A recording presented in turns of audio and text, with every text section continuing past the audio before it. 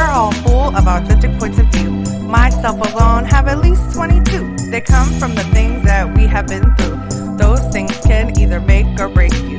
Life is full of ups and downs. It's our choice to either smile or frown. Please choose to smile today, because it's one thing that's free to give away.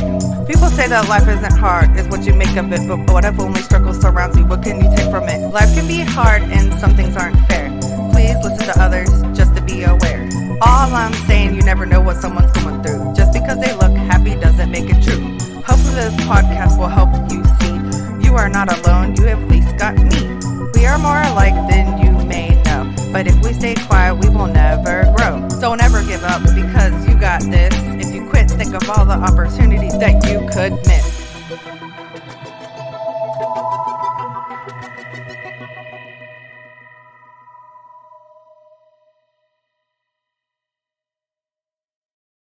Hey everybody, and welcome to Authentic Points of View. I'm Danielle Boer, your host, and I have to bring the energy because this man here has so much energy.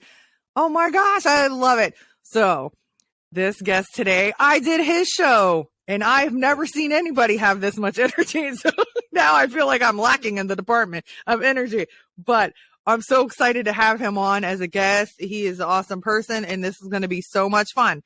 So Brian B is the CEO of Beeline Entertainment. He has 2 shows that can be found on YouTube.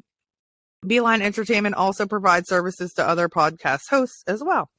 So welcome to the show, Brian B. What up, what up, what up? Hey, people, what's good? What's going on? It's your boy, Brian B. Thank you, Danielle, for having me. It was great having you on my show, and we had a lot of fun. You're actually around my area, and picked up on a topic that I've been exploring for a while. Comedy, baby. I love comedy. That's amazing. But I'm glad to be here, and I can't wait to talk with you. Thank you. Yes. Speaking of comedy, did you do any open mics or try any comedy yet? No, I haven't. I really haven't, but it hasn't left my mind. I've been really busy, luckily really busy. I love when I say I can be really busy, because it means I'm doing stuff, and it's with everything that I want to do. And I haven't really had a chance to kind of explore other fields because my plate is full right now. So it's like, but I still want to do it. I'm still going to do it. It's like a bucket list thing or whatever. I'm going to jump on somebody's stage somewhere, and talk something. But I can't wait to experience it. Yeah. How have you been doing with it? So I've actually had to take a break because I've been busy. So there we go. Got it. So, I've been so extremely busy doing other avenues of what I'm doing and learning and reaching into and whatever, delving into.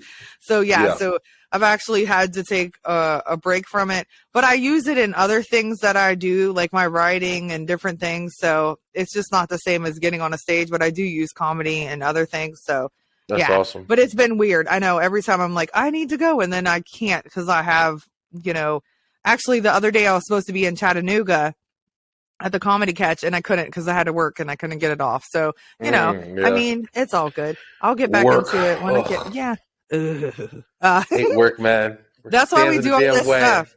So we don't have to do the work for other people, so we can work for ourselves, right? I've been having conversations with people recently, continuously, about just that. Ready to be done with the work that I'm doing and continue with the work that I want to do. You hit that age, and it's like that's where you're trying to be in life at this point. I'm not trying to work for somebody forever, or not for nothing. I'm not trying to do the same thing forever, right? And that I don't want to do or not incorporated with. You start to manage your life at some point. I feel like.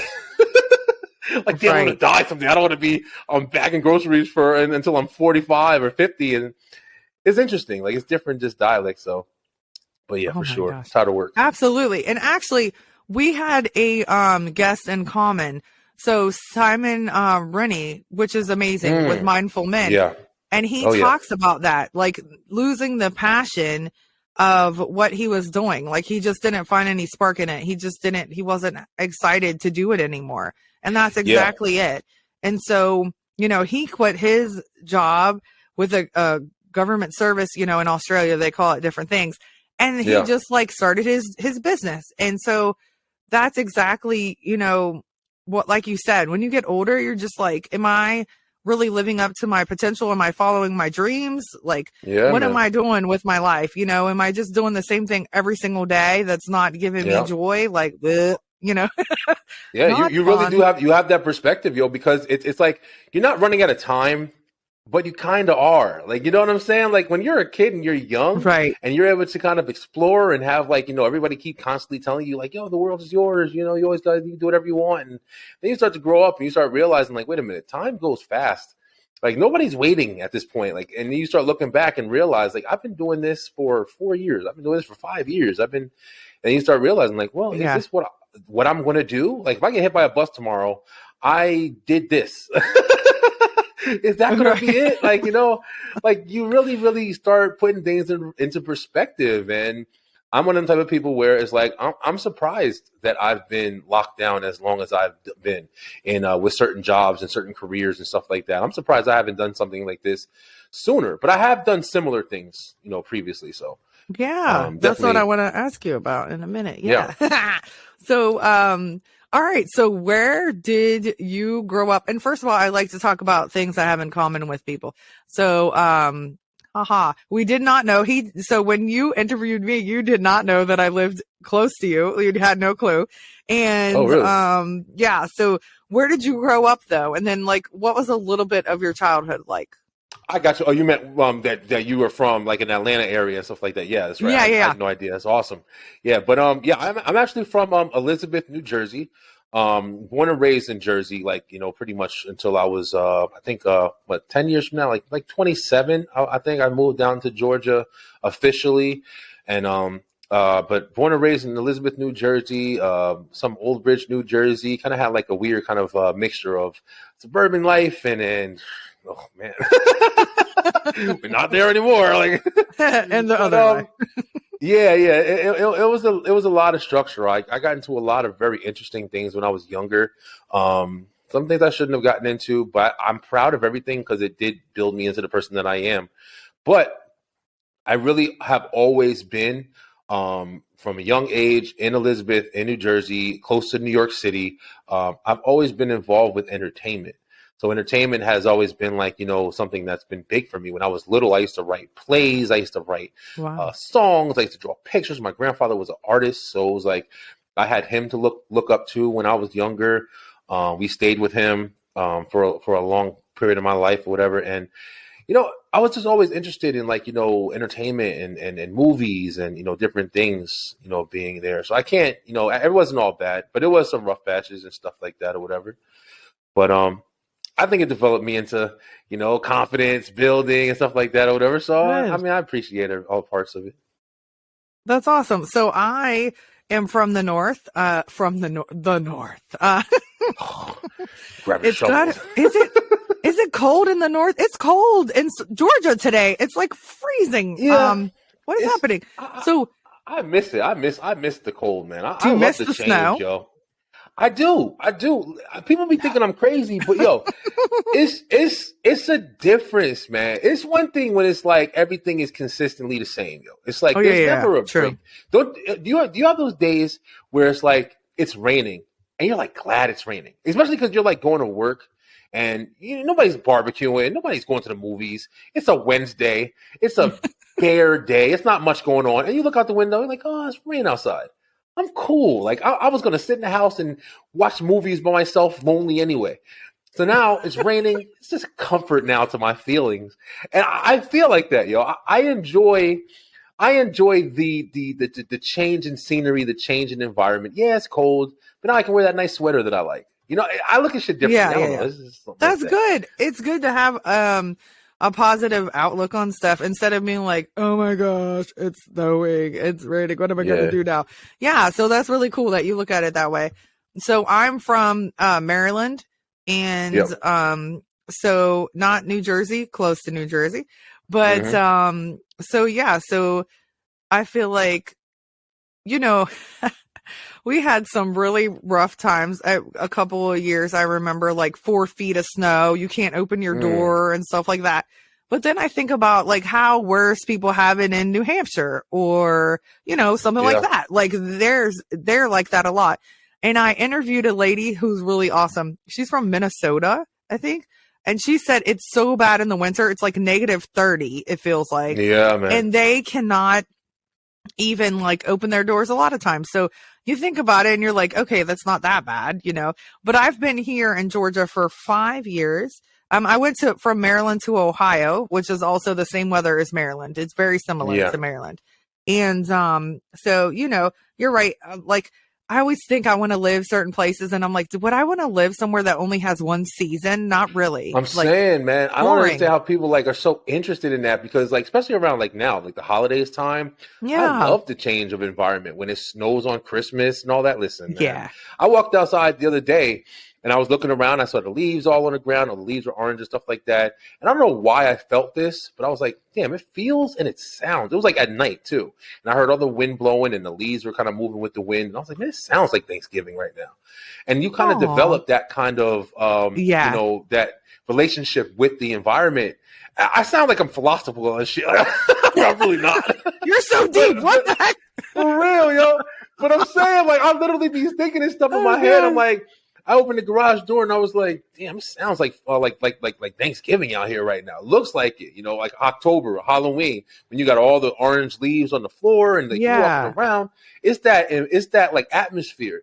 So I enjoy that. I would never want to be somewhere where it's just hot all the time. Oh, it's always nice. Oh, okay. So what, I'm supposed to go to the beach every day? Then you're going to get tired of it. Like, don't you want to experience the change and the difference and, you know, have that like good with the bad so it can give you like, you know, I don't know, structure, character, whatever you want to call it. But I love the change, man. And you know what else is also funny, Danielle? What? That I was thinking about when you asked me. Everybody always kind of jumps to the weather, like as soon as you start talking about like where you're from and stuff like that. That's like the main topic. I was just sitting there thinking in my head, I'm like, you know something for snow? When I was in Jersey and like the last part of Jersey before I left, I was working. You know, I was from there, and I did a lot of stuff when I was younger. But I was kind of older, and I was kind of getting away from that life. I wasn't really doing a lot of stuff anymore, but there was different things that I had to worry about. You know what I mean? Like, you know, when it comes to like the challenges that I had to face, I mean, snow, listen, I'll go outside naked in the snow compared to some of the shit that I got involved in and had to like, you know, I did a lot of things, man. And I don't talk about it too much, but I'm not shy from it either because I know, like I said, it helped build me into who I am. But I've seen a lot of different things. I've experimented in a lot of different ways, but I always think I was talking to my mother about this too. It's so crazy. It's crazy when you get older and you start talking to your mother about this crazy shit you did that they don't even know about and stuff. Yeah, they're like, what? For real. And then she'd be trying to play it like, oh, no, I do. Yeah, you didn't know. But I was telling her, and I was like, you know, for y'all raising me, life could have been a lot worse than what it was. Life could have been if I didn't have that structure and that guidance. Life could have turned out for me a lot different than what it did. And I definitely understand that as a parent now. I understand like your kids aren't going to do everything correctly. They're not going to do everything that you want them to do. They're not going to be exactly what you want them to be most of the time. But as long as you stay that strong figure, that strong being that's always there, no matter what mistakes, no matter what, you still show support, you still be there. That's the shit that's going to keep them from making that crazy decision that goes too far. Hopefully. But I definitely appreciate that now in my life because every time I say, where are you from? Oh, Jersey. Oh, it's cold up there. Oh, yeah. What else? It's cold here too, damn it. Yeah, I get what you're saying. Like, so you're right. Like being in Baltimore, I witnessed a lot of stuff, or my brother definitely. Oh yeah. Baltimore's rough, my friend got killed at 20 years old and you know, stuff like that. But you know, you sometimes not that you get used to it because it's horrible, but you don't want to become a product of the environment. And so like you said, so my brother and I were raised the same kind of, I guess, and he went down a different path than me. And the funny thing is we had the same friends. I just didn't choose to do what they were doing. Like those were still my people, like my associates or whatever, but I didn't want to go with them. If they're doing something idiotic, I wouldn't go. Like, you know what I'm saying? Like, so we all have a choice, right? And you have to be mentally strong. Not saying I really was, because I was in abusive relationships and stuff. So I wasn't like totally strong, but with some stuff I was strong enough to be like, nah, that's stupid. But you know, but sometimes, you know, if you're not taught the right way, like you said, or maybe like again, it's your mindset. Because there are people that were taught the right way and they still go that way anyways. Like I had problems with my one son and I tried so hard for him not to be like his dad, and he was like his dad. And so, I mean, it just depends on a lot of stuff. But if you stay in that circle of the same people, then you're going to be, and I mean, it's so hard to get out of it if you're around the same environment, right? So you're right. Like I'm sure Jersey was rough and there was probably certain areas. So my boyfriend's, I don't know what part she's from. That sounds familiar though. My boyfriend's, I don't want to call her baby mama, but she is, the baby mama, but she's from New Jersey and, he's been there with her, I think. But anyway, so I don't know if she's from there, but yeah. And he said that she had it kind of rough too, but so, I mean, no matter what state you're in, you can be in a situation that's kind of, very true. Yeah. So yeah, I remember like, I was, like I said, I grew up in Old Bridge, New Jersey, was like where I had like a lot of my childhood, made a lot of friends. But it was a lot like, calmer. It was like an apartment complex. I mean, It wasn't really anything going on. But I remember getting older and like, I think I was there until about 5th, 6th grade. And I remember like kind of going through different experiences and learning what kids were doing. Like, when we were sitting there thinking, you don't really hear too much about this. I had it weird because I would go from like Old Bridge, New Jersey, and then my cousins were like in Newark and, this and that, North New Jersey and, in other areas. So I'd see like a lot of difference or whatever. But at the same time, I was hearing about other kids like doing drugs and doing this and doing that. And I'm like, damn, really? Like, I've heard some crazy ass stories or whatever, but I was younger and I was like, damn, I didn't really know this was a thing. And I was bad. I was bad as a kid. Oh no. I did a lot. I was wild when I was a kid. But still to this day, I say that and I'm like, I wasn't stealing cars and it was a limit, but I definitely was doing some shit. Like I was always in something. The cops had to come a couple times in a couple different situations. But I think because of my, upbringing and, my parents were there and, even they did a really good job, no matter what, they always made sure that they let you know that you were there, like they were there for you. Mm-hmm. So I definitely appreciate that. And also my father, he did a lot with music and, seeing that constantly was what really, got me definitely a part of it. Definitely is why I'm here today. Like, doing what I'm doing. I've wrote for people. I've done a bunch of different stuff with music. I used to rap, I used to sing, I used to do all this different stuff.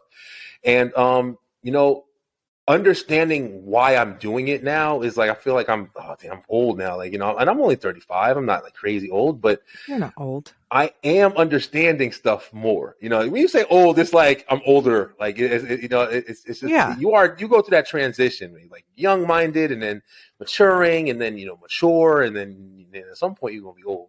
At some point you're gonna have to take the claim, right? Hey! I'm 40 now. Knock it off. No, I'm 4 years away from it. Hey. No, but yeah, you're right. That's good that you can reflect on stuff. And also those experiences help us teach our children, like, hey, don't be a knucklehead. Don't do this. Right. So I had kids really young. So, I like, thank goodness. Oh, thank goodness. So my 2 have beat me so far. So they're 21 and 19 with no kids. I had my first one at 18. I was pregnant at 17. So they beat me. Now my daughter is 9. Oh, skibbity. So they say, that in girls, man. Oh my gosh, you're not kidding. So they say like, it's a statistic that, one of them are going to become I'm like, don't say that. So we try to teach her like morals and values and like stuff like that. And like, even now that she's 9, I didn't do this before. I tell her sometimes like, this person hurt me, like, like physically hurt me. You can't trust everyone, stuff like that. Yeah. And that was hard for me. My boyfriend actually helps me. And he's like, listen, because he grew up in a rough neighborhood, upbringing, like everything. Since him and I have been together, I think like maybe 8 to 10 people of his have died in 4 years. Man. Yeah. And so it's real. And so he like has told me, you got to be real with her. You got to be honest. You got to, tell Very her. True. Yeah, it's hard. So, and I'm like, why? But so you talk about. Go ahead. But really, like you're saying, on that topic, I mean, That is something that I think is kind of like, and this is just an opinion. Everybody's got their own opinion, how they want to do with especially with their children. But I don't understand the need, besides just the importance of maintaining the innocence, I guess. Yeah. But no matter what, your kids are going to develop. Your kids are going to grow up. God willing, of course, and they're going to experience. They're not just only going to be around you. I mean, I talked about this a couple times, but they're going to watch TV. They're going to watch movies. They're going to watch TikTok now. They're going to watch YouTube now. Yep. They're going to see things that you try to, shun or hide away. And then they're going to see them and they're going to have to force their own understanding on it. Right. They're forcing their own understanding. It's out of your control now with their understanding, because you had the opportunity to be honest and be open and say, hey, I'm not going to teach you about murder and pregnancy when you're 5, but teach you about certain things in certain ways, so they're a little bit more understanding when they do see that. The one thing I am noticing more than ever, having like my daughter, she's 3 going on 4 now. And oh man, I might be releasing this information too early, but I think I'm about to have another one. Oh man. Yeah, exciting. It might be. But if it does, I mean, I'm not against it, but it definitely wasn't planned for it. But she's awesome. Yeah. But she's 3 and she's going on 4, and she picks up things like I never would have thought, man. I got 3 kids, and it's like I was raised. We got 3 nieces. I have a million cousins. But I never knew just how much kids pick up stuff, little things like we just bought her a pair of headphones, and I always tell her, hey babe, like twice I told her, take one ear off so you can hear, don't just listen with both ears, you can't hear anything.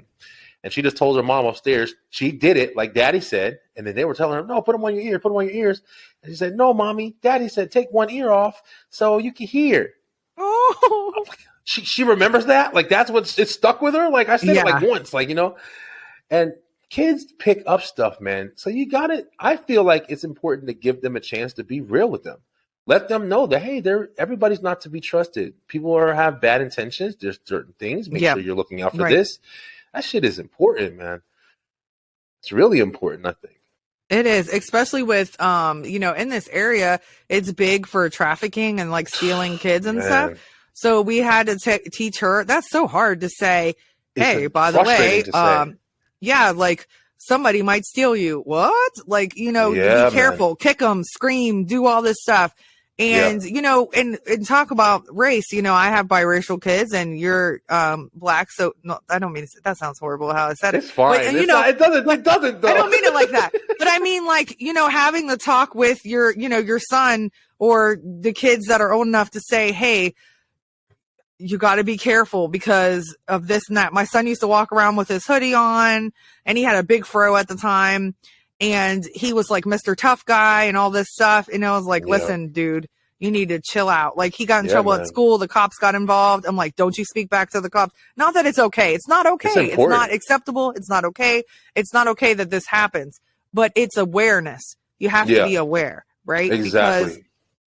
Because it's sad that we have to have these conversations, but they have to be aware of this is the reality of it. It's horrible. We get discriminated against, not treated like other people are treated, or a young white guy or whatever the case may be. It's true. But, so it's those things that we have to teach them so they have the awareness, like you said, so they're not blind to it. And I was overprotective. So I'm really thankful for my boyfriend. He's changed my parenting a lot. But with my boys, I was so overprotective that they turned the opposite way. Like I was so trying to hide them from everything. We moved from Baltimore when my oldest one was 5. I didn't want him to go to Baltimore City schools. And so when we moved to Ohio, I was treating them like it was Baltimore. Like I was protecting them so much that it was like so annoying that like my son, when we moved here, he was sneaking out all the time. He was rebelling against everything. And my oldest son said to me, I don't know if he was like 17 at the time. He's now 21, but he said like, you didn't let us do anything. And so like, and I'm like, oh shit. But you're right. Like you have to have a balance of it. So I'm glad that my boyfriend's like, listen, you need to get it together. He doesn't say it like this, but he's like, you can't shelter them forever because that's enabling and it's actually hindering them. And it's really, they're not going to be, aware of stuff or be a productive adult that they could be because you didn't teach them things or share with them, and other people, like you said, taught them the wrong way or they found out the wrong way. And that's what really matters. And our way by far, because like you're saying, like your boyfriend sounds like he thinks a lot like I think. It's the same kind of mentality. But my way is not always the best, because one thing that I established, the balance that me and IT Tiff, that's my co-host, well, sometimes my co-host, more my manager now. It's crazy. She's jumping jobs.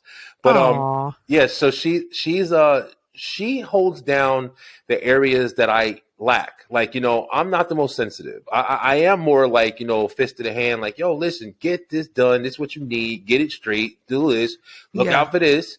I can still be loving and stuff, but I am more like, the dominant force that's like, yo, listen, I need you guys to make sure you're paying attention, hold hands, walk over here. I'm overprotective in that way. Yeah. Right. She's very like, but make sure you're also paying attention to your emotions. Make sure you're paying attention to this, structure your emotions, do this. So it's like, it's a nice balance. I don't do that well. Like, I'm hot headed. I got, emotional real quick, but I don't handle it. Like, you might cry over something. I might be like, listen, F all of this. I don't care about nothing. Whoa, throw it out the window. Get it out of here. I don't care. But you can't do that. You know what I'm saying? So you'll mess them up that way too. So it's like, you sound like my boyfriend for real. Trying to tell you, man. I get that mentality. Yeah. He's like, you can't just lead with your emotions all the time. Like, you have to do this, that. I'm like, okay. Yeah. Yo, Danielle, man, on some real shit. Yo, we need to hook up, man. Say it like something. Yo, you need to come over. We be doing karaoke nights. We be having game nights and stuff. Wow, that would be so fun. You don't live that far. Yeah, you definitely got to come over, man. For real. I would love that. Sure. Yeah. So, okay, you talked about writing music and all this stuff, and that's really cool that your dad influenced you and even your grandpa with the art and stuff. So what first of all, my intro is loosely a rap that I wrote in myself, and I rapped it. So I am a writer of music. I'm just joking. No, it's so fun. Shit. It's really it's a little bit corny-ish, but the words are really nice. Awesome. So anyway, so I love music, and then that's the thing. I think in the North, it's so funny. Wasn't what we were going to talk about, but like, was it hard for you? Do you like the South, like mumble rap and stuff, or was that hard for you? No, it's the easiest answer I can give. I knew it. Hell no. I can't listen, yo, and I'm not trying to knock nobody, man. I'm not trying to knock nobody. I've had these damn conversations a million times, yo.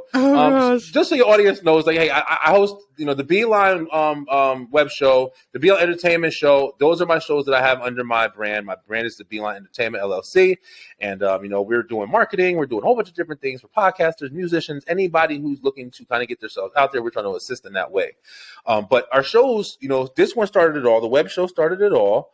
And entertainment show came a little bit after. The reason why I started the entertainment show was because when I first started the web show, I had an idea of just kind of, talking about different things and having more of like a podcast. But it became something real fast that I didn't even see it becoming. And that's why I opened up the entertainment show. That's where we have talent come on and show up. That's right. Yeah. That's right. Yeah. But I like when musicians come and they talk about different things, or like musicians, artists, even like chefs. I mean, I've had chefs on. I've had a bunch of different people, and they do a show off segment, and it's like 30 seconds of their talent, where they sing a song, whatever, play a guitar. We got a lot of live new music and stuff coming soon, but I started that because of the reason I love music, man. I love I love movies. I love actors. I love all that shit. So I wanted to get to know people, and seeing the fact that the music industry now, from what I grew up in, when it was Wu-Tang and Method Man and Redman, and people had these these ways of delivering a message in such a creative, structured way, but it was also meaningful and it was intentful. And even if it wasn't like, trying to be like the most thought-provoking, speech ever, it was still like put together in a way where it was like, I can still appreciate the art form of it. I'm not going to lie. A lot of music nowadays, I feel, just a personal feeling, is completely lacking that. I feel like music has been very modified, simplistic. And I feel like the most that people do is try to make it so they can entertain you. I don't feel like it has a lot of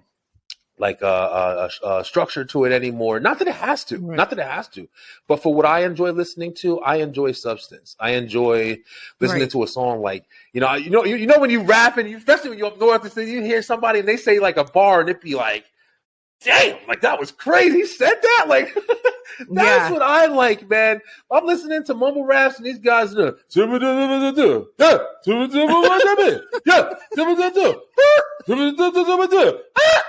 can make that shit tomorrow, like right now, like I just don't that's feel what I like think.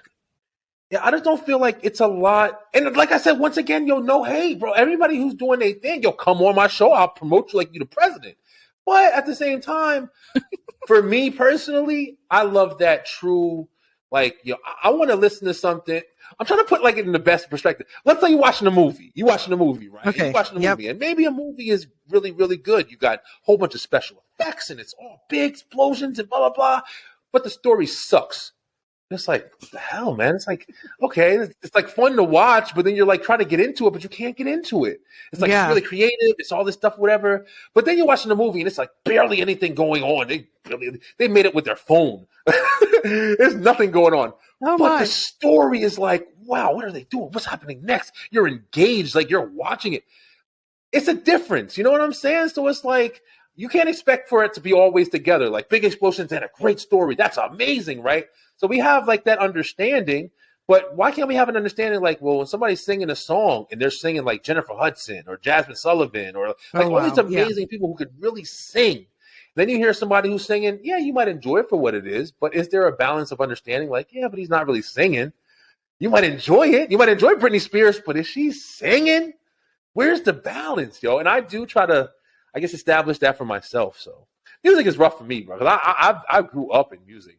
It's a combo I can have for 3 days. Like, no, so I love, the funny thing is, so I used to, oh my gosh, with the best times, like my brother passed away at 26. So when that's all right. I talk about it a lot. I actually, just did a, contest and, I didn't make it, but I'm going to audition again in a few days, but, it was about how I witnessed him commit suicide via the telephone. And so it was rough. But anyways, the memories that we have, he was actually friends with my lovely baby daddy. And they would freestyle to different things. And like Freeway, Jay-Z, like all their beats and stuff. Holy shnikes. And when I hear those songs, like that's the thing about music that I love is that it gives you the memories. Like you can put yourself in that place again in that time. And nostalgia. It's really cool. But and I love beats. I love beats. But anyways, like different beats, like, and so that's funny. So when I first moved here, I was like, I don't understand the rap here. And then I started to love it. Like it's so weird because like I really do, because there's different lyrical rappers that make sense. Like even I mean, there's so many, like, let's see. Oh my gosh. So funny. It's funny that I'm a white old lady and people don't realize that I know some of these rappers, who they are. But anyways, like, okay. So, Lil Baby, love Lil Baby. And like his songs are so moving. Like they have a message, you know what I'm saying? And I love them. Like his song Black and White, amazing. Like there's so many amazing songs that you can relate to. Gotcha. So there's so many, like Kevin Gates, I know he ain't from here. He's from Louisiana and also Baltimore. He represents too. But like, I really I love him. And there's like so many different ones that I'm like, they're so smart. But I love the like lyrical rappers that have a message, and just like Lil Wayne, like when he writes is so insane. It's witty and it's like creative. It's like It's not just about like thoughtful. It's metaphorical. It's like I love that shit, man. I love that. Yeah. One of my favorite rappers of all time is Lloyd Banks, from G Unit, and I mean one of my favorite rappers of all time are Method Man and Redman. I love Method Man and Redman. I love them too. They do. But I love that witty, metaphorical, putting it together. Luda too. Ludacris is phenomenal, man. That's my favorite. I mean, Ludacris, you're my favorite since 1997, I think. I think in 1997. Luda, That's my Busta, favorite. like there's so many guys I can just name. That's just like when I'm listening for rap, like that's what I'm listening for. And you don't have to be these guys. Like there are people who can do, amazing things, and maybe they're not the most lyrical, but their music is incredible. Like y'all give me people who can rap, somebody who can rap, who can really rap, and they're incredible. But you wouldn't talk about them for their lyrics. You'll talk about them for their music. Outkast. Big Boy and freaking Andre 3000. I mean, phenomenal lyricists, but you don't think of them as much for their lyrics than you do think of them for their songs. You put on Miss Jackson, you can forget about it. You put on that damn listen, it's a rap. You know what I'm saying? Like, so it can be done. It doesn't just have to be, one thing. But I just feel like the mumble rappers and stuff like that that's going on now, even the whisper singers. Even that stuff, like, the people who are like, I feel like it's an easy way out to downgrade. Like, it's just like, I feel like anybody can do it. And I feel like if anybody can do it, how special is it? It takes somebody to get up on stage and Whitney Houston a fucking, a crowd. Yeah. That's special, man. Not everybody can do it. So when it is seen, it's looked at and glorified. But when anybody can do some shit, you could make a song right now, Danielle. No hate. But I'm just saying, you could put a beat on, you could get a track, and say some shit on it, put it on TikTok, and let somebody dance to it, and it'll be the most phenomenal thing on the fucking planet. Yeah, for real. That's right. You can say like, my left shoe doesn't match my right shoe. Listen, man, you could say anything, and they'd be like, hey. Yo, Danielle, I was in work one time when I was younger, and I sat there and walked in. This girl that I used to work with, she used to wear these really bad wigs and shit all the time, right? And this is when I was writing music still. And I walked in and she had white stuff in her wig. And I was like, you got what the hell is that? What all that white stuff in your wig? And she said, nonchalantly, she didn't even care. She's out in the open. We're at work. She said, oh, it's just toothpaste. She didn't even wipe it off. Ew. It's just toothpaste. So then I was talking to the girl that I work with, and I was like, yo, and I started just being goofy, and I started singing. I'm like, yo, she don't got no shame. It's nothing. I said, she got toothpaste on her weave and stains on all her clothes. Oh, toothpaste on her weave and stains on all her clothes. Oh, I made that shit. I'm talking about this is like 2009. 30 I made seconds. that shit, and I was singing it, and we were all singing it. All the cashiers that I had were all singing it overnight in the supermarket. When I tell you right now, if I would have made that shit on TikTok today, it'd be a fucking hit record. Do it. Come on. Put a little beat on it. That's right. I should. You know what I'm saying? And you should because, listen, people can relate to that. That's hilarious. Yeah. Right. You're right. Like, so some of the lines that I say in my intro, I say it all the time. And actually part of my 1-minute speech thingy at the end, but I say it all the time. So the last line of it is, don't ever give up because you got this. If you quit, think of all the opportunities that you could miss. That's my last line. I say it all the time. So, and then, I say, my one line that actually sounds like a rap, the rest don't, is, people say that life isn't hard, it's what you make of it, but what if only struggle surrounds you? What can you take from it?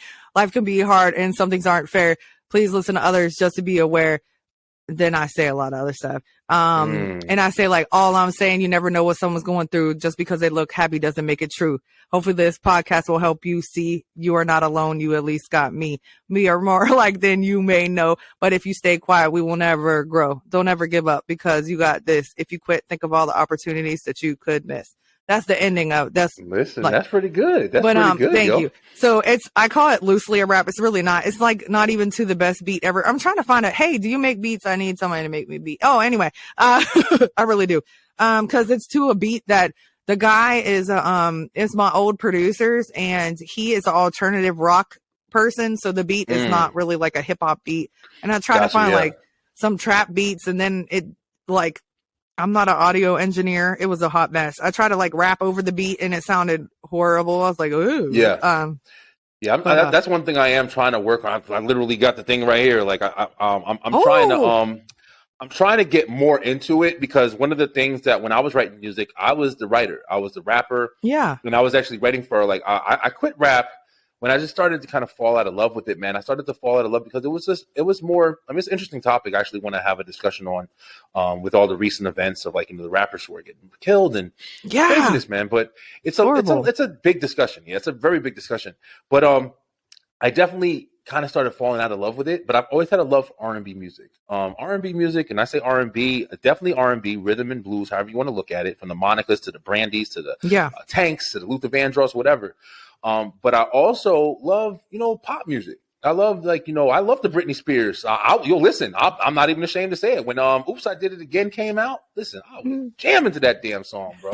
I was jamming to that song. I was jamming One More Time, Hit Me Baby One More Time. I remember we were young listening to that shit. I loved all of it, man. I love music. Biggest Michael Jackson fan ever of all time. I love music. So it's like when I was writing stuff, I knew that was my true love, and rap was something I was doing because it was my environment. It was what I was seeing. Really hardcore rappers, and my father was managing out of Newark, New Jersey. And then that's where I kind of was like, sitting in the studio listening to these guys go on some crazy hard shit. And I'm like, well, I can do that. You know what I'm saying? And I started writing, and that was just like the beginning. But R&B and stuff like that was my love. But now, my cousins are still trying to like kind of swoop me back into writing music again. And I'm trying to do this. So, but I am trying to mess with the beats and stuff, because I would like to put some music together. Like I would like to kind of get back into it and dabble in it. So I think it would help me with my future with what I'm doing as well. So, okay. So I'm going to I'll send you my little 1 minute and 6 seconds, whatever it is. And then if you start making beats, then you can feel out like how my flow. Okay. Flow, yes. Old white lady flow. D.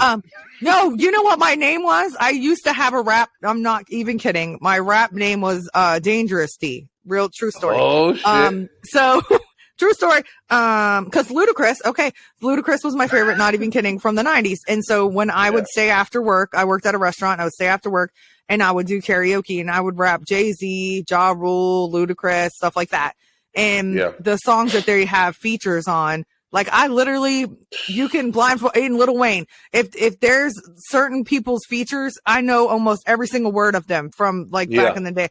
And that was the big thing. The remixes was the big thing back in the day. Yeah. So anyway, enough about me with my lovely rapping skills. No, I'm just joking. It's fun though, man. It's fun. Yeah, it is fun. And it's really surprising. Some people are like, what? When they look at me, they're like, like yo, you? listen, and I'm but like, that's why you have to be open to like, not always be ready to shut down somebody. Cause I think a lot of missed opportunities come from like, firsthand judgment.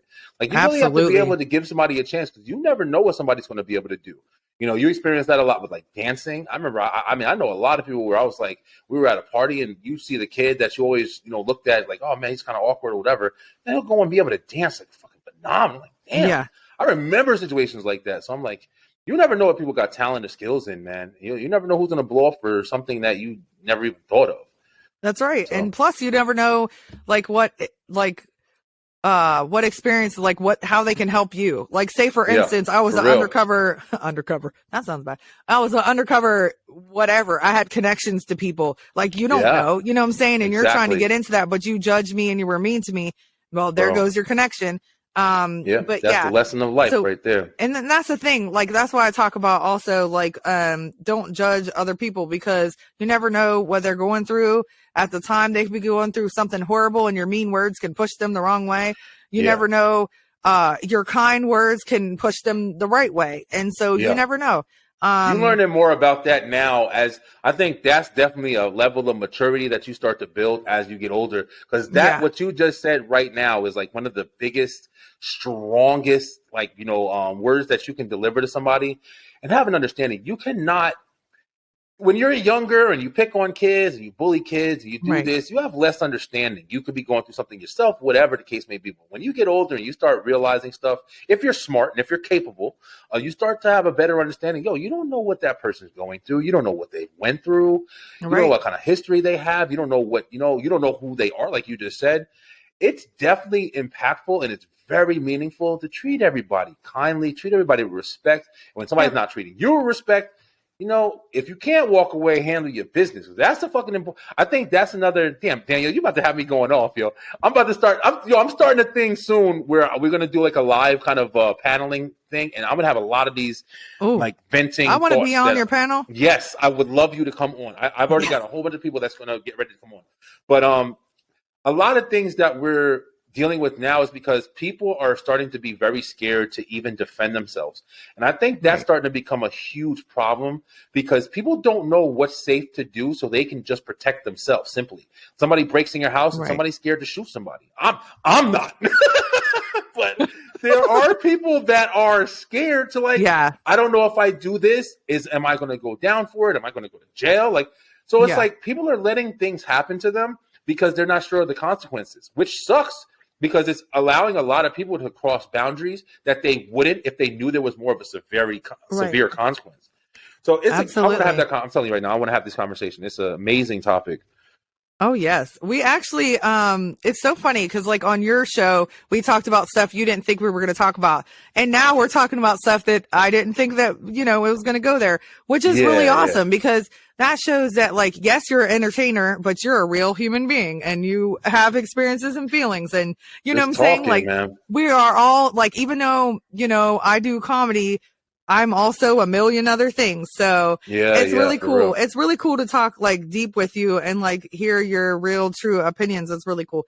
So now do you feel how does it make you feel to be a guest on other people's podcasts, instead of you running the show? Yeah. It is something that it took me a little bit to get adjusted to because when I first did it, it did feel weird. Because you do feel once you start doing this, I've actually had my shows going on almost 3 years now. And awesome. I actually had a podcaster on last night. Notice I'm trying not to call myself a podcast anymore. I'm trying to get away. I'm just making a show. But I have been doing audio podcasts. I have been doing visual podcasts. And the one thing I am learning is one of the reasons why I don't want to be established as a podcast anymore is because it is something that you can listen to, whether it be visual, whether it be audio. A lot of times podcasts are something that you can listen to. My show, I try to do a little bit more, effects. I'm loud. I'm crazy. I do different things with my hands. I do this and do that. I think it adds to the experience. And that's the kind of envision that I want for people. So I don't want it to just be hey, put this in your shoulder and listen to it while you're at work. I would like you to watch it. I want you to, if I can help it, you know what I'm saying? If I can entertain you for that long. But being on the other side, in the guest side, I started out and it was kind of difficult because I was you feel the need to kind of take charge of the conversation to make sure it stays going. But at the same time, I started to kind of understand hey, this is my time to talk. Finally, I had to learn how to kind of not talk when I was the host so the guest can talk. But now it's well, I'm the guest, so now I can talk or whatever. But you still want to just maintain a good conversation, man. I think that's the biggest thing. And that's all I ever try to do. I was just try to. I'm just real. I'm just I'm not formulating shit. Ask me questions. All right, cool. Whatever. I got an answer for you. But I'm gonna pick your brain too. I'm not going just oh, okay, next question. I'm ready, Your Honor. For real, yo. I know that's what's hard for me. For real is I always talk about myself. I just did it 200 times in this It's interview. awesome though. So, but I have to be careful that I don't do it too much. But I don't want people to think I'm trying to one up them. But I just like to see talk about what I have in common with people. So it's it's supposed to be a flow, a conversation. That's my whole goal. It's not supposed to be how old were you when you did this? What do you look like? Let me kind of put it into a perspective for you. I'm always trying to put it into understand a clearer vision and shit. Just imagine going on a date with somebody and you sitting there and you talking and you guys are on this awkward balance that nobody even communicated to each other. And you're just well, what food do you like? I like greens. How about you? I like waffles. Okay, next. Now what car do you drive? I drive this. Just imagine talking to somebody and never getting any further insight than just the answer you're looking for. Right. That shit is boring. So it's to be engaging and to, speak to somebody hey, I went to the store yesterday and my cat ran away and I got home and he was missing. And then it's what? Your cat ran away? Man, my mother's cat ran away when I was little. Holy shit, she did? How young were you? You got a story for the next 5 days. Yeah, that's right. You got to be engaging, yo. You gotta be engaging, man. I like it, but you're right. And it makes you like more, and it's really me though. Like it's very authentically me. So it's not like I'm being like fake or whatever. Yeah. So I think, I that's just how I am. I'm trying to tone it That's down a cool. little bit, but Yeah, we all all right. working through our stuff, you know. Isn't that the truth? Okay, so what I know that you offer services because I asked you about it myself. Yeah. So what services, I know you said it for a second earlier, but what services does your company offer for, you said like musicians, podcasters, or whoever's Yeah. just trying to get a platform? Yeah, yeah. What So right now, like, this is still new to us. We really are still trying to get everything together as far as like numbers and exactly what we're able to do. But we are trying to offer the ability to, whether you have a show, whether you have a song, whether you have something, promotion is definitely the biggest. That's one of the things. Like I put together like small clips. I put together different things that you can market. And that's what we're really trying to get into more than anything. But we also do offer editing services. And I know, Danielle, I spoke with you on that. And I would still love to, get with you and see if I can still assist you in that. I've been crazy busy, but the Halloween special is over. That was like my biggest damn thing that I was doing for the year. But we're trying to, get to people and assist people in things that they might not want to do, might not have time to do, but they still want to do a show. So if you are doing a show and you don't really know how to edit that well, and, you just want to make sure that your clips are put together properly, you need an introduction done. Those are the kind of things that I'm trying to, offer my services after, 3 years of doing it. I never went to school for it. But I definitely have learned, if you watch my show and you see the different things that I can do on my show, I have software, I got a whole bunch of shit. But I would love to be able to assist in that way and build my brand in that way as well. So we are offering that, small clips, 30-second commercials, if you will. That's like, hey, watch Danielle's show on blah, blah, blah. Got my loud, animated voice, being one part of it, captivating somebody. And that's what I'm trying to offer. Like, I want to try to bring views to your channel. I want to try to bring people to your channel. And coming on my show, I'm going to promote you like you the president, man. I'm telling you, like, that's one of the most important things I'm finding is we're doing this to be seen. We're doing this to be seen. So marketing it everywhere you have it, no matter what the quality, marketing is going to build viewers. And that's the most important thing while we're doing this. Besides enjoyment and all that other extra stuff or whatever. But that's pretty much what the Beeline Entertainment LLC is currently. I don't know what it's going to grow into, but that's what we're trying to build. Awesome. I do need help more with marketing than editing. We'll talk about that because that's where I lack and that's what I need the most. Yeah. Speaking of your Halloween spectacular thing, how did it go? How do you feel now that it's done? Oh, listen, I'm not going to lie. My first Halloween special I did, I woke up at 3 o'clock in the morning. Literally, I was trying to be in the atmosphere. I was trying to be in the mood. I came up to my studio. I put some stupid paint on my face, and I just started talking, and I did a couple of weird things. I literally made it up on the fly. I didn't do nothing but that.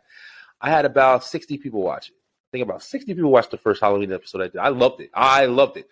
It also was where the first time where I really discovered, like, wait a minute, I can actually do this. I started learning different techniques with editing.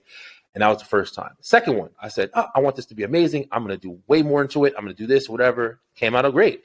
Came out really good. But still, it was one day. I did the whole day. I kind of marketed it. Not marketed it. I kind of put it all together, did some recording. I recorded it in like a whole bunch of different pieces, structured it all together, and made a special out of it.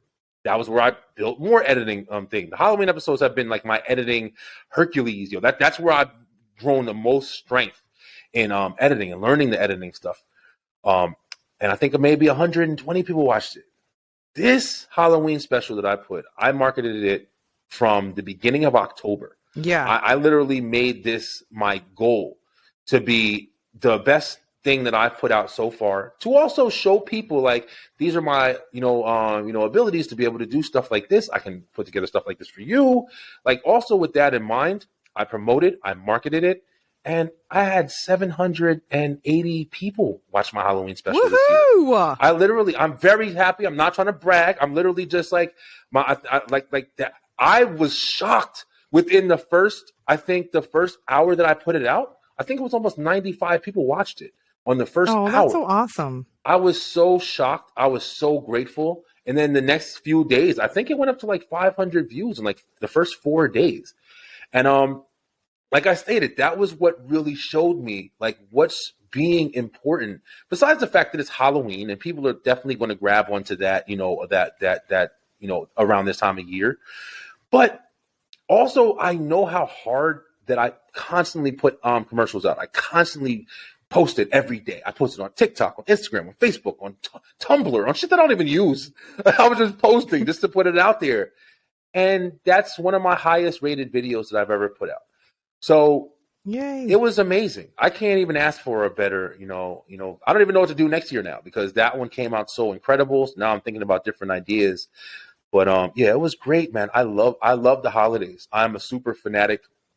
I want to do Thanksgiving specials. I want to do Christmas specials, but it just hasn't really, worked out, honestly, because this is usually my time where I take a little break. But I'm going stronger than I ever have right now. Apparently, I can't even stop if I wanted to. So, which I'm happy. I'm thankful for. But the Halloween special came out amazing. Yay, that's so awesome. I'm not gonna lie, I try to watch it, but I'm a scaredy cat, and I almost peed myself, and I had to. Yes, I could not watch the whole thing. Out of support from you, I support you, and I clicked on it, and I started, and then you were doing this creepy voice thing, and I'm like, no, I cannot. I'm gonna have nightmares. Yeah. My kids actually helped me do that too. Like my kids actually put some stuff together. Like it was different parts. Like there's one scene where I had these candles, where I was putting them on, and they were like flames, but they were light bulbs, and they looked like flames in the dark. And at one point, it was really dark, and we had the camera on. And my daughter, she put her hand, and she put her hand in the thing, and you saw the hand come out of the black and turn the candle on. And she didn't even mean to do it. But then when we started and we showed it, we shot it, and we did it like 4 or 5 times, and it came up, and it was literally just our hands went on the thing, and they came up out of the darkness, and then you heard and it came on, and the flame came on. And then after that, it was like a creepy change. And then you saw me sitting there with the mask. I had a couple of other ideas of how I wanted to do it, but it didn't really work out. So we just did it, but it came out phenomenal. When the candles came on and I was sitting there, it was, to me, Danielle, like I said, I'm not bragging in any way, but I was actually, my show was in a movie also. And we actually, were in a sci-fi flick, on Amazon Prime. And it was my first experience doing a movie. And it was incredible. I was like, damn, the guy came here. He brought all the stuff to my studio and recorded a movie. And I went with him, and I had a part in it and everything. It was called Intuit. I think it's still on Amazon Prime, but it's called Intuit, Intuit. And I had a decent part in the movie. I was a damn radio host or whatever that was talking about the aliens. It's awesome. It was awesome. But when I was doing that, it introduced me to another field where I was like, damn, I kind of want to do this. You know what I'm saying? I've always loved movies. And when you see something done that you think to yourself, like, I can't do that. It's $1 million to do that. And you see, it isn't $1 million. It's a camera. It's a microphone. It's some help. You can put together a movie. I'm thinking about it. I'm telling you, I'm hoping that I can do something this year. But I'm thinking about it. So it's like that really was motivating me also with the Halloween special, because I was trying to see exactly what I can do. Recording different segments, recording different parts. I was showing people. I was in Walmart and I showed this lady the introduction to my Halloween special before it was out. I was like, yo, listen, look at this. I was proud of it, man. And that's awesome. I definitely am trying to build. Yeah, I'm definitely trying to build. That's beautiful. And I love how you get your kids involved. I think that's awesome. Yeah. And that's like what you said earlier with, your dad and the music and all that stuff. That's really cool. So what advice do you have for someone that wants to start a show, a podcast, or whatever? What advice do you have for them? Honestly, just do it. I can't even be all, philosophical, whatever you call it. Just do it. If you have an idea and you feel like it's something that you want to do, you're always going to have a billion reasons why not to do it. And a lot of the times, the billion reasons, they're excuses. Like you have excuses for not waking up and working out, or not. I don't have time. Nobody has time. Nobody has time. Everybody's got family. Everybody's got kids. Everybody got something. Just do it, yo. If you care about it and you love it, do it small. Don't put a giant, thing over it to make it seem like it's something that can't be done. I can't make a movie because it's it's the hardest thing in the planet. It costs $1 million. Mm-hmm. Change your mind state by just doing something, doing it once, doing it twice, doing it 3 times, and then continue. Stay consistent. You're going to get there, man. That's what I'm still learning to this day. Like, when it gets hard, there's been a couple of times where I've wanted to stop doing the show. I wanted to stop doing stuff. I wanted oh, man, it's too much. I got to do this other stuff. I'm not focusing.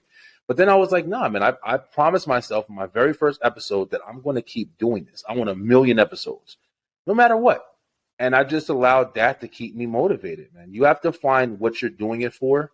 I think that's a big part of doing something like this because it does take a lot. It's not just as easy as sitting down and turning your phone on or what's called. It does take a lot if you want to do it seriously. But just do it is like, the biggest advice I can give you, man. Hopefully that was like, besides that, invest in it, different things like that, definitely, take some time and that goes with, but doing it is the biggest part. It's not unrealistic. You can do it. You are interesting. Just talk and feel comfortable. That's right. Do some research on whatever you are interested in. And my advice is be genuine. So like, say for instance, you love McDonald's, do a podcast about fast food. I don't know. But if it's something that you don't know about, don't do it because if you have guests on that know way more than you, that's going to be tricky. But if it's something you're passionate about and you have a dream and you want to talk about whatever, or you've been through something in your past and you want to help people now, or you want to talk to people about business or whatever the heck it is, if you are passionate about it, he's right. Do it. You got to do it. You can't keep making excuses, but do a little bit of research first, figure out like the best way to do it, and then there's different avenues. There's different recording services. There's so many different things.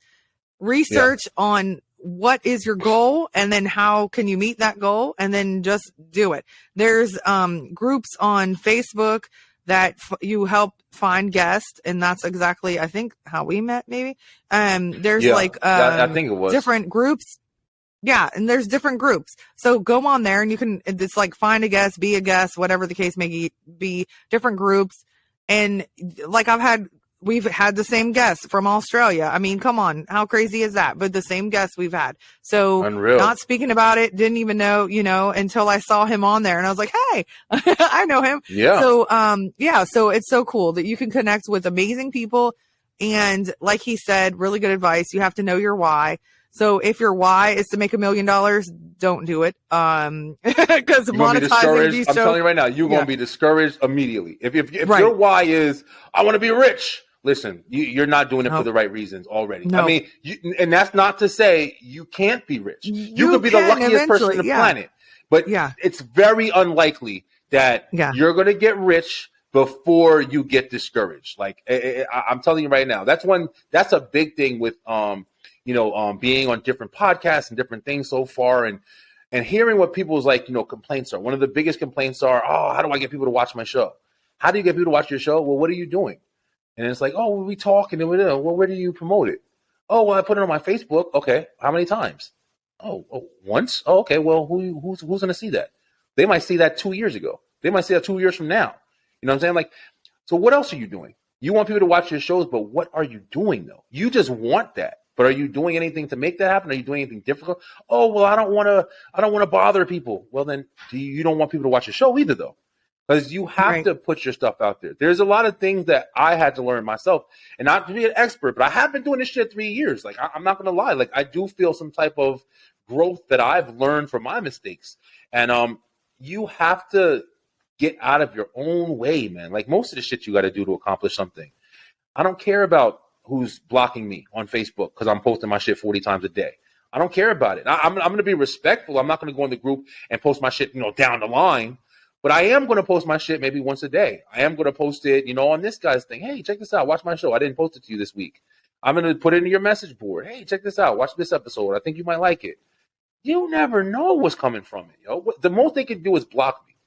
You know, they ain't gonna call the cops and get locked up. Like, you gotta put yourself out there, man. Doing this kind of work, the most important thing you have to do and have to understand is you have to put yourself out there. That's just how this is. The only way you're going to be able to get seen. And again, that's where I lack because I don't have time because I'm doing so much. So we'll talk after this. Gotcha. But okay, so where can we find you? What is your website, your YouTube, all that stuff? Yeah, definitely. So my show is exclusively on YouTube. I post it on Tuesday nights. Is the Beeline Web Show. That's more of like, I guess you can call it like similar to a podcast. We kind of just talk about different things, a lot of different guests, great guests coming up soon. That's Tuesday nights at 9 p.m. Eastern time. And Thursday nights is going to be the Beeline Entertainment Show. And that's where we have, different types of musical talent or, actors, celebrities. We talk about different types of movies and reviews and watch lists and a whole bunch of different stuff on the entertainment show, which is a lot of fun. But you can always check that on the YouTube. That's going to be at the Beeline Web Show channel. If you type in youtube.com/the Beeline Web Show, just how it sounds, the Beeline Web Show. You should be able to find us at this point. Even if you go to YouTube and just type in the Beeline Web Show, I think we pop up. You'll see at least a couple episodes, my goofy face and background. Try to make it very distinguished so people can find me, right? Like that's the biggest thing. That's awesome. We're on Instagram, TikTok, Facebook. If you type in the Beeline Web Show on something or the Beeline Entertainment, you're destined to find us at this point. Okay, awesome. Well, Thank you so much. It's so cool to get to interview you. It's fun. Yeah, it was a lot of fun. Yeah, so thanks again for coming and talking to us and sharing a little bit about your life and why you're doing what you're doing. And we got to talk about rap. That's very fun. And your Halloween show that scared the crap out of me. I think that's the purpose of it. I don't know. Yeah, it was. Okay, well, you did good. So Awesome. Thank you. I can't wait to see how far and how, grossly to the sky. I'm literally reaching to the sky. Please. I don't know why, Yeah. but like how far your company will You're go. interesting, Danielle. You're interesting, man. I hope that you're not too hard on yourself because this is actually really good, man. Thank you. Believe it or not, man, and I'm not trying to like rain on anybody's parade or anything, but it's not easy to have a conversation with everybody. It's difficult. And especially if you're somebody who likes to talk, don't ever like doubt yourself because you like to talk. Liking to talk is the most important part of what we're doing. We're not building a plane. Like, we're talking. Like, if you don't like to talk, then you're doing the wrong shit, man. Yeah. You got to talk, man. And some people, they kind of get lost and they don't really know what to say or they're not that interesting, just to be blunt honest. The Beeline is straight to the point. That's the whole point of it. I don't know if I haven't said that yet. Straight to the point. I don't like the sugarcoat. I like to be honest, man. My honesty at least. But yeah, Dan, this is awesome. I love this. It's awesome. I can't wait to have you on the live on the line. Oh yes, I can't wait. That will be so much fun. So Thank you so much. Thank you for those kind words. I really appreciate it. And you're right. We are not building an airplane. I love your analogies. And again, you remind me of my boyfriend. He's so good at breaking down stuff and making you understand it from a different perspective and saying like, okay, this is a ball game and this person has this and this person has that and da da da. And you know what I'm saying? And it makes so much sense, right? So you're right. This is about talking. Hopefully we do like to talk if we're doing that. Right. You better like to talk. Yeah, it's very helpful at least. And I have been on a show. I'm not going to say which show because the guy is really cool. But I was on a show where I felt like I was leading it too much and I was a guest and I was like, oops, let me be quiet. Let me I felt that way too. I felt that way a couple times and I'd sit back and kind of like, let me just try to like go with the flow here. But it does get difficult when you're used to hosting. I know. And so like, I agree. All right. Thank you, Brian B. You're awesome. Thank you for your energy. Thank you for your knowledge. And, I want a beat from you, eventually. And, we'll talk about, I'll hire you to promote because I really need help with that. Listen, that's awesome. Thank you. And if you guys need his help, holler at him. He does a great job. Check out his show, man. Please. The intro is freaking amazing. Like it's like spinning and things are happening and it's so loud and I showed my daughter and I was like, oh my gosh, look at this. This is so cool. And so really, and that's what it's about. We all need to support each other. So when I go on a show, I want to support them. I follow them. Or when they come on mine, vice versa, right? We should share each other's stuff. I'm not even sorry to cut you off, but that's why Go I was trying to say, like, that's why when I was talking to the person I just introduced you to, like, that was one of the reasons, because like he was asking, like, hey, you know people, and I'm like, yeah, I do know some people, and like we just established, like, there's some people that I'm not just willy nilly out here just talking to people, but when I feel like somebody's good, you talked about a lot of interesting stuff on my show as well, and I was like, oh, she did, her show sounds interesting. You were telling me about some of the guests that you were interviewing and stuff. Yeah. And I was like, yeah, she can talk. She's interesting, man. And that means a lot, yo. It means a lot for what we're doing. So we do have to support each other. It's not all about, oh, mine's better than yours or this and that. That shit's got to go out the door, man. Use people to motivate yourself, not to try to build somebody down. And then as you're motivating, bring them along, man. It ain't going to do nothing but show, show people that you're honest, you're genuine, you're not cutthroat. And you can't be that in this industry. Yo. That's one huge thing that I've learned all the way back from when I was a kid. You cannot be trying to, shade the whole room so the spotlight can be on you. You can't do that in this shit. It is about who you know and how you work with people. Right. Absolutely. You're right. Like, just like, I forgot that you gave me a connection to the one guy. So that's what it is. Like, if we know something, like earlier, I did an interview. She is freaking amazing. I will give you her information, but if she's okay with it, she is so amazing. This woman is strong and awesome. She just told me she's from Canada. She's coming to Atlanta, and she was like, hey, I want to add you to I'm about to get goosebumps. I want to add you. And, cause she heard my story, cause I told her about my story too, some of it. Yeah. And she was like, oh my gosh, I want to add you to the meet and greet and this and that. And I'm like, what? Thank you so much. So a person from Canada. So, and the thing is, like, I actually helped her, cause I was, auditioned for that thing. She said, I was going to audition. She said, send me the link. I said, absolutely. I gave her what the coaches taught us. I taught her after off of air and told her. And so it's all about, that's what it is. It's like us helping each other and networking, right? Man. And because we all don't, not only one person, there's not room for one person up top. There's room for millions of us, because we all don't do the same thing. We're all not going to reach the same people. We're all not going to have like the same message, right? So we should all uplift each other, because it's hard out here in these streets. Yes. It is. So, why not like be a positive support for each other and help each other out, and not try to hog all the information. That's crazy. So it's just about, it's really about the human connection, right? And it is, man. It is. That's why we do this. Yeah, we want people to watch and listen and stuff, but we want people to connect with what we're saying. We want people to connect to the guest stories, to us, or whatever the case may be it music, film, podcast, whatever. And so that's the whole goal. And so it's a blessing to be able to do that. It's a blessing that people listen, to me be all the time. And so, I mean, it's just a very rewarding thing that, like, I have this one Belgium listener that, when I look, she literally listens, cause they're ahead of time from us. They're in the future. So she listens when it airs at 1 a.m. She listens. She listens when it airs. I mean, it's like she loves me that much, or he. I don't know. Are you a man or woman? I don't know. Well, whoever they are in Belgium. And that sounds like I only have one listener. I have more than one listener, but they literally listen. They shows you your analytics or whatever, and they download it and when it drops. And it's like, it's so amazing to me that somebody in Belgium really can connect with me and the guest. It means so much. Unreal. To me. That's how I felt with the Australian. I've had 3 people from Australia on my show. And I'm like, so Australia? It's like, it's crazy to know that. You think when I sat down the first day of my goofy, I'm making a show video that I did with my brother. And I ever thought that, oh man, somebody from Australia is going to hit me. Simon actually messaged me. Wow, and, wonderful. He said he had that's why I was like, he said he saw like the David Black interview, and that was another a movie producer from Australia, awesome. And it was like he said and I was like, you're from Australia, and then I started thinking like, man, people in Australia are talking about, they're saying my name, like let's say that, you know what I'm saying, like line. I never would have thought that, man. I never started this with that vision. Like, I just happened. Right. Like you said, Danielle, it's very important to just be good, man. Be good, yo. I guess the easiest way to sum that shit up, just be good to people. Be kind.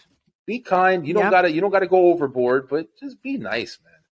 You ain't gonna get nowhere wrong being nice for the most part. You know when not to be nice, but for the most part, be nice, be kind, be cool with people, yo. If you can. Don't beat him up like he said, or I'm just joking. He didn't say that. No, I'm just teasing. All right. Well, thank you so much, Brian. It's been so cool talking to you. So fun. And just like talking to an old friend back and forth. It's so cool. Yeah, for real. But we will keep in touch. Like I said, especially, I'm going to hire you for some services. And then also, sounds good. like a game night, let me know when it is. And then for sure. Yeah. I'm definitely going to set that up. Yeah, okay. I'll set you. I love you and your boyfriend and your kids too. My kids, they always looking for people to play with. So, yay! The 2 11-year-olds and the 4-year-old, they run around here all day.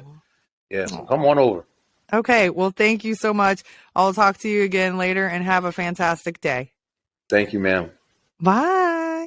Bye, guys.